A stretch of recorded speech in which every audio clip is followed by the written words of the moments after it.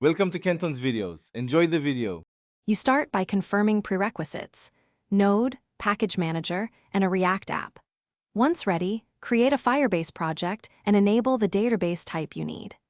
Next, install the Firebase SDK in your project and add the provided config to environment variables so keys don't leak.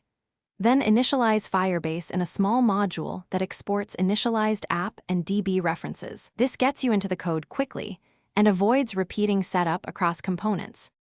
Once the SDK is initialized, wire it into React by creating a context or custom hooks. These encapsulate DB calls and keep components clean. Use useEffect to fetch initial data and a loading state so the UI stays responsive. Implement concise CRUD helpers that call add_doc or setDoc, then update local state or refetch as needed. Make sure to await promises and handle errors. This prevents race conditions and keeps your UI consistent when multiple writes occur. To finish, enforce security rules and test authenticated access paths so only intended users can read or write.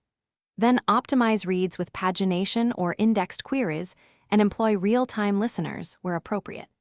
Deploy your build and double-check environment variables in production. If something breaks, first inspect console errors and Firebase rules simulator. Next, verify config values and enabled APIs. If you still see permission or network errors, reproduce locally with verbose logging to isolate whether rules, SDK config, or code logic is at fault. Thanks for watching. Consider subscribing if we helped you.